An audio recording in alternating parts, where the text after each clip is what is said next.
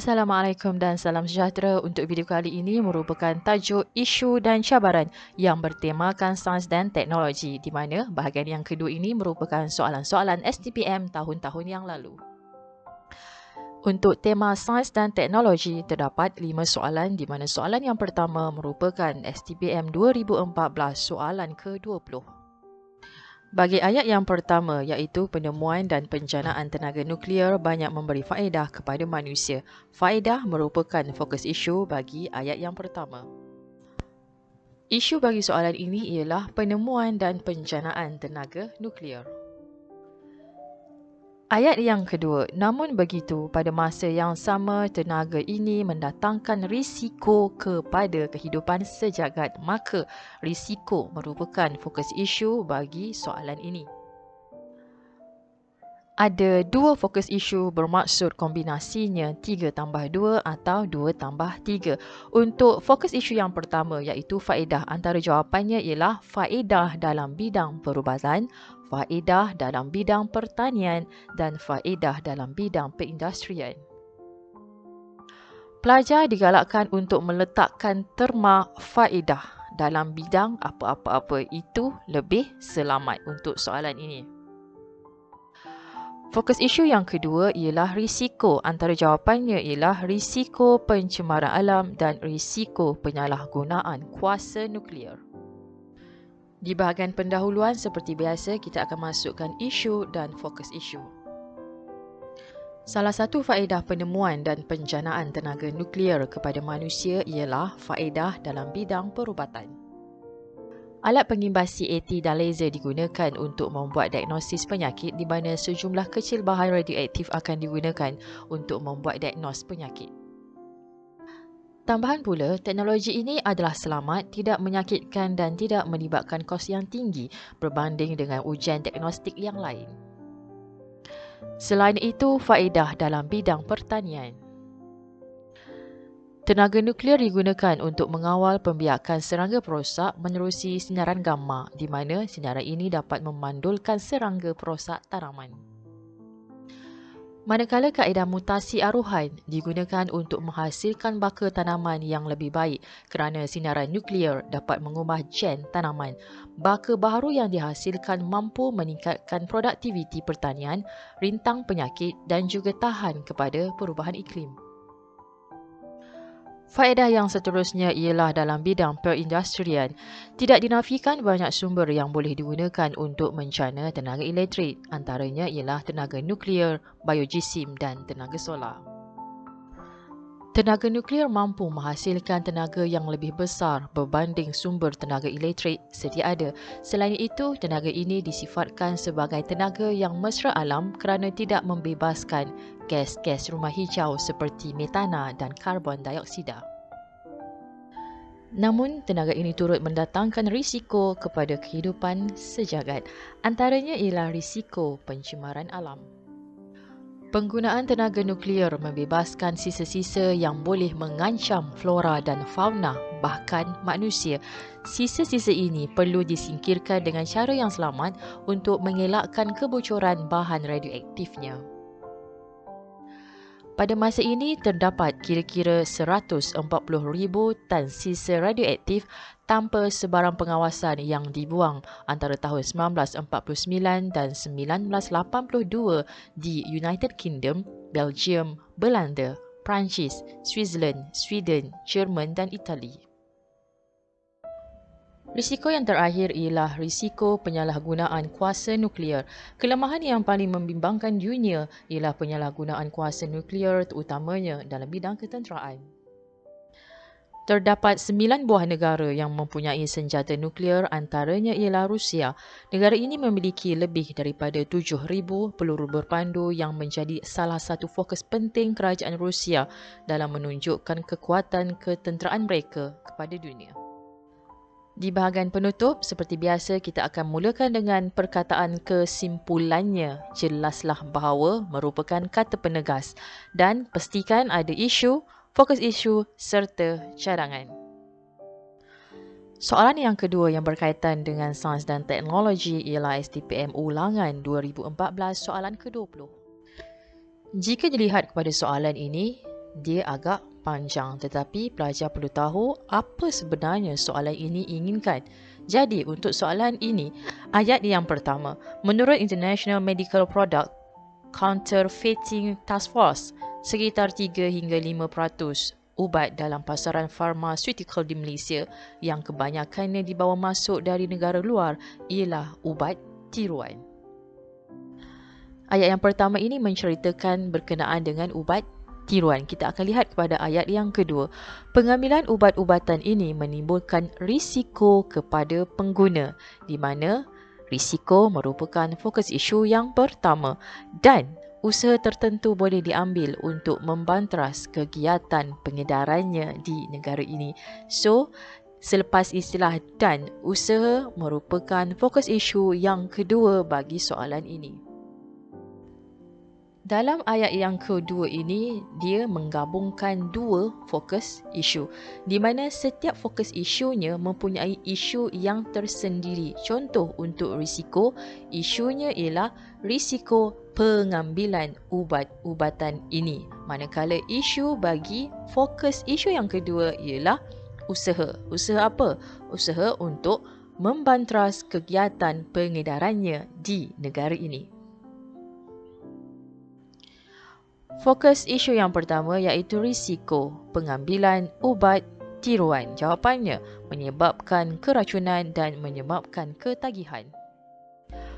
Fokus isu yang kedua ialah usaha membanteras kegiatan pengedarannya di negara ini. Antara jawapan, mengadakan kerjasama antarabangsa, mengadakan kempen kesedaran mengenai ubat tiruan dan membentuk pengguna yang bertanggungjawab.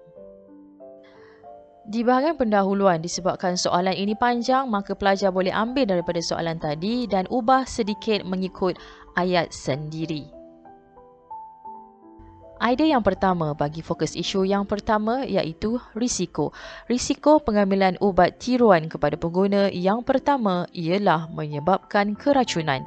Ubat tiruan tergolong dalam kategori racun yang boleh membawa maut kerana mengandungi bahan-bahan yang berbahaya dan terlarang seperti merkuri dan arsenik.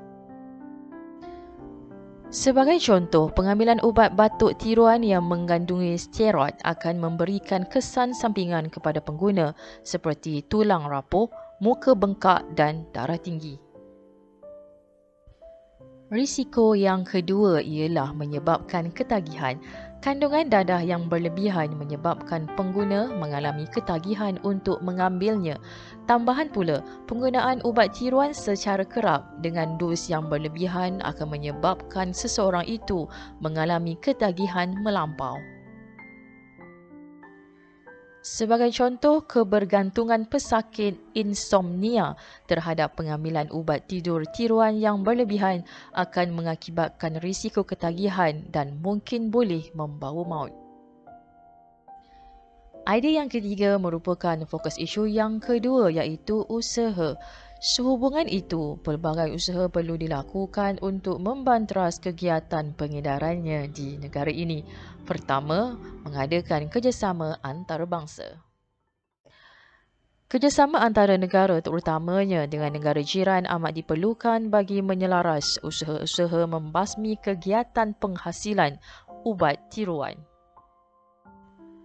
Sebagai contoh, menyediakan satu definisi antarabangsa bagi terma ubat tiruan dan menjadikan kegiatan ini sebagai satu jenayah kesihatan. Usaha kedua ialah mengadakan kempen kesedaran mengenai ubat tiruan.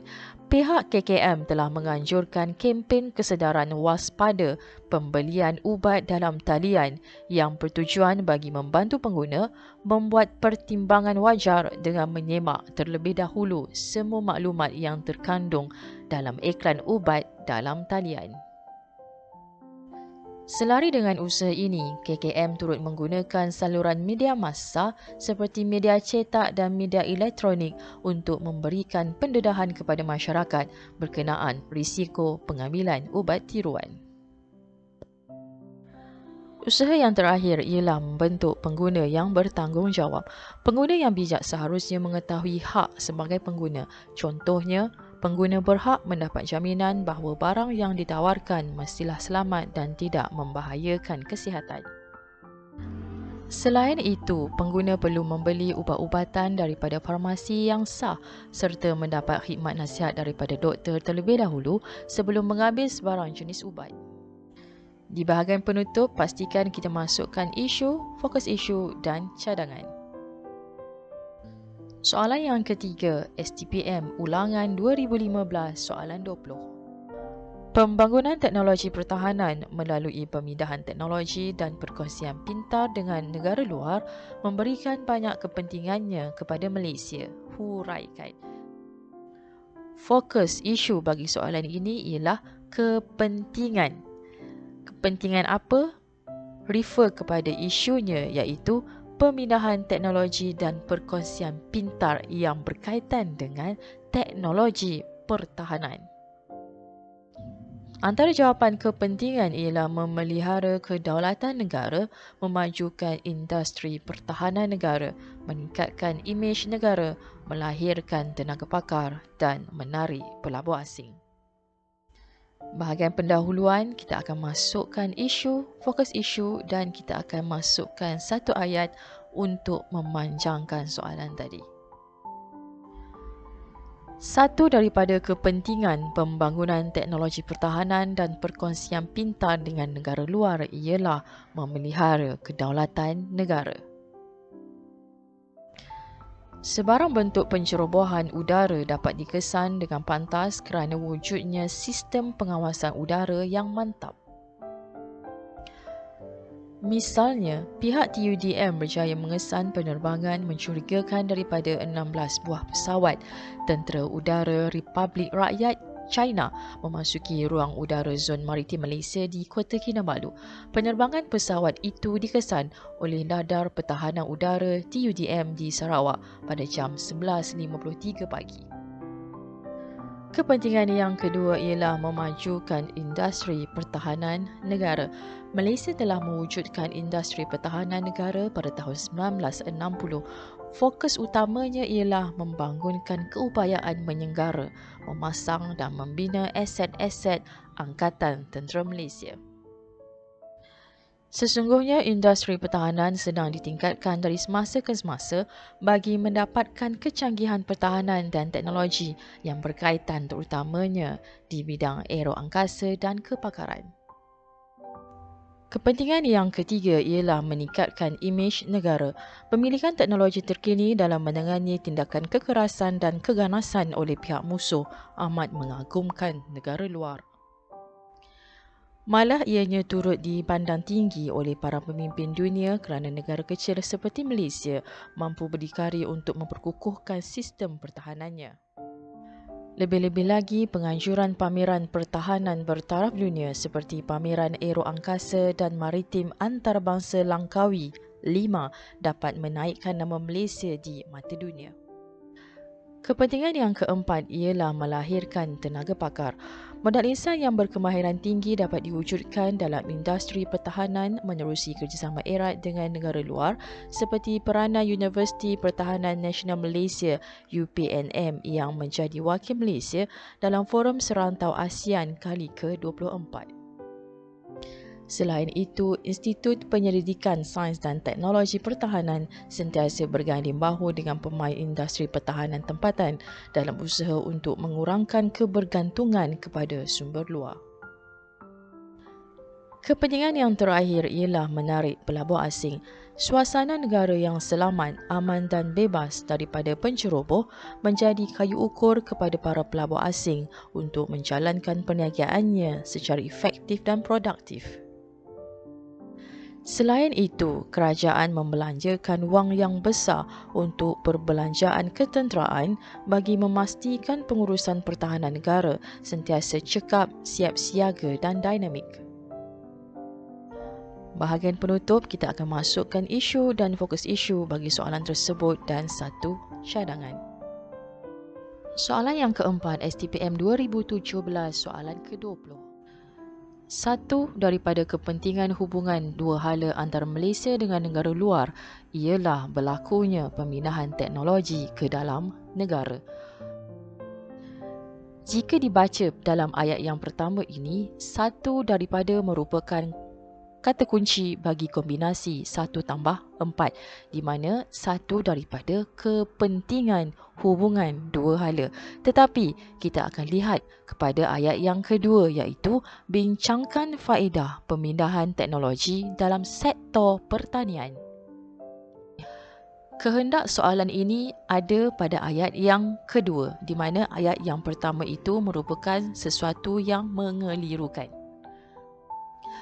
Ayat yang kedua ialah bincangkan faedah, bermaksud fokus isu bagi soalan ini ialah faedah. Isunya ialah pemindahan teknologi dalam sektor pertanian sahaja.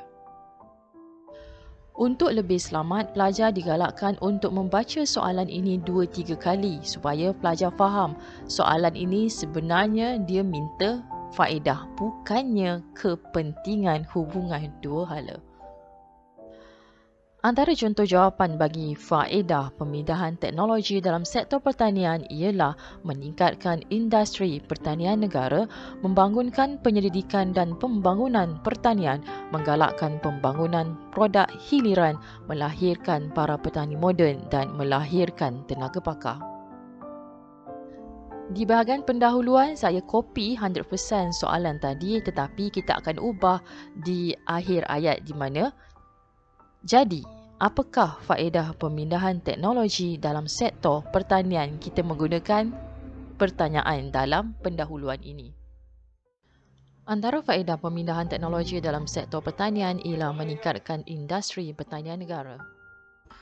Sektor pertanian menyumbang kepada 12% bagi KDNK, maka kerajaan melakukan pelbagai usaha untuk memajukan sektor ini seperti memperkenalkan penggunaan teknologi terkini dalam sektor pertanian. Perkara ini menyumbang kepada pembangunan industri pembuatan dan pemprosesan hasil pertanian secara cekap dan efisien. Penghasilan produk pertanian secara optimum mampu memenuhi permintaan pasaran bagi produk ini. Faedah yang kedua ialah membangunkan penyelidikan dan pembangunan pertanian. Aplikasi teknologi terkini dalam sektor pertanian telah membawa kepada penubuhan MARDI. MARDI merupakan sebuah badan berkanun yang menjalankan penyelidikan dalam bidang makanan, pertanian dan industri asas tani negara. Misalnya, teknologi ICT dimanfaatkan dalam pengurusan dan pengendalian ladang seperti teknologi pertanian tepat bagi tanaman padi serta penganggaran hasil tanaman menerusi teknik pengimejan. Faedah yang seterusnya ialah menggalakkan pembangunan produk hiliran. Pendekatan dan penggunaan konsep industri hiliran berasaskan hasil pertanian tempatan sebagai produk perniagaan mampu menjana pendapatan lumayan kepada golongan petani dan penternak. Melalui konsep industri hiliran, lebihan produk pertanian segar boleh dijadikan produk lain seperti makanan dalam tin, jus dan jam yang memiliki nilai tambah kerana tahan lebih lama serta mempunyai nilai yang lebih tinggi. Selain itu, melahirkan para petani moden. Petani moden yang dimaksudkan adalah perkaitan antara tenaga kerja petani dengan penggunaan teknologi terkini seperti drone. Ia bertujuan untuk memastikan kualiti dan kuantiti hasil tuaian akan berlipat kali ganda berbanding ketika menggunakan kaedah lama. Contohnya, drone digunakan untuk menyiram tanaman, menabur anak benih, menyembur racun serangga dan mengukur kapasiti kawasan pertanian.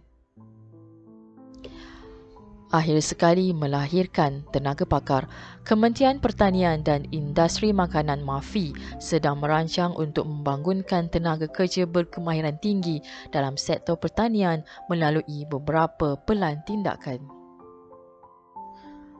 Pelan tindakan tersebut termasuklah membangunkan modal insan dan kepakaran untuk menyokong pelaksanaan teknologi baru, menyediakan biasiswa dalam bidang agromakanan dan menaik taraf pusat latihan dan universiti dengan kemudahan dan kelengkapan moden ICT dan rangkaian. Di bahagian penutup seperti biasa, kita akan masukkan isu, fokus isu dan sedikit cadangan. Soalan yang terakhir yang bertemakan Sains dan Teknologi ialah STPM 2018 soalan ke-20. Walaupun kerajaan Malaysia telah menggubal beberapa undang-undang cyber, namun kegiatan jenayah cyber masih sukar dibendung. Isu soalan ini ialah kegiatan jenayah cyber. Fokus isu di sini dia tidak nampak. Jadi apa yang perlu kita tafsirkan ialah masih sukar dibendung menunjukkan faktor berlakunya jenayah cyber atau sebab atau punca. Jadi pelajar boleh decide nak guna mana satu term untuk fokus isu. Di sini saya menggunakan fokus isu sebab kegiatan jenayah cyber sukar dibendung. Antara sebabnya ialah urusan atas talian yang semakin popular, masalah mengenal pasti penjenayah cyber, kurang kepakaran mengesan penjenayah cyber, kecanggihan teknologi dan sikap individu. Bahagian pendahuluan saya tambah satu ayat untuk panjangkan lagi soalan yang diberikan tadi. Salah satu sebab kegiatan jenayah cyber sukar dibendung ialah urusan atas talian yang semakin popular. Pada era ini, semua urusan perniagaan dan perbankan dijalankan melalui rangkaian internet dan ini memberi peluang kepada penjenayah cyber untuk menjalankan modus operandi mereka. Walaupun pembelian secara dalam talian ini mudah, namun pengguna juga bimbang mengenai keselamatan transaksi dan keselamatan data apabila pembelian dalam talian dibuat. Tambahan pula masalah mengenal pasti penjenayah cyber. Penjenayah cyber sangat mahir untuk melindungi identiti diri dan sukar dikesan oleh pihak berkuasa. Ini kerana penggunaan internet secara meluas di peringkat global memudahkan pergerakan dan komunikasi penjenayah tanpa disyaki. Misalnya, kegiatan penggodam komputer termasuk kumpulan Anonymous sukar dikesan kerana kumpulan ini amat licik menghapuskan jejak selain mendapat bantuan Anonymous negara asing. Di samping itu, kurang kepakaran mengesan penjenayah cyber. Kebanyakan negara membangun kurang melakukan pelaburan untuk mewujudkan anggota penguatkuasa yang pakar dan berkemahiran dalam membendung kegiatan jenayah cyber ini. Umpamanya, kelewatan mengenal pasti penjenayah cyber telah menyebabkan serangan perisian tebusan meningkat 151% pada tahun 2021. Secara puratanya, terdapat 270 serangan cyber bagi setiap organisasi sepanjang 2021 dengan jumlah kerugian sebanyak 3.6 juta US dollar. Selain itu, kecanggihan teknologi, kemajuan era digital serta penggunaan internet secara meluas telah menyebabkan penyebaran maklumat palsu dan aktiviti penggodaman tidak dapat dikawal dan dipantau dengan sebaiknya. Tidak dinafikan bahawa kecanggihan rangkaian internet telah mengatasi sempadan geografi dunia. Ini bertepatan dengan keupayaan internet sebagai alat komunikasi yang telah jauh mengatasi alat-alat komunikasi sedia ada sekarang. Akhir sekali, sikap individu. Jenayah cyber sering dilakukan oleh individu yang mempunyai kelakuan negatif. Kebanyakan mereka terdiri daripada golongan remaja ataupun dalam lingkungan 20-an. Seperkara lagi, individu yang menginginkan kehidupan yang mewah telah mendorong mereka melakukan jenayah ini. Mereka sanggup menyalahgunakan kepintaran dan kemahiran dalam teknologi demi kepentingan diri sendiri. Di bahagian penutup seperti biasa, kita akan masukkan isu, fokus isu dan juga cadangan. Sekian saja untuk kali ini. Soalan yang bertemakan sains dan teknologi untuk pengajian semester yang ketiga. Kita jumpa lagi untuk video yang seterusnya. Terima kasih.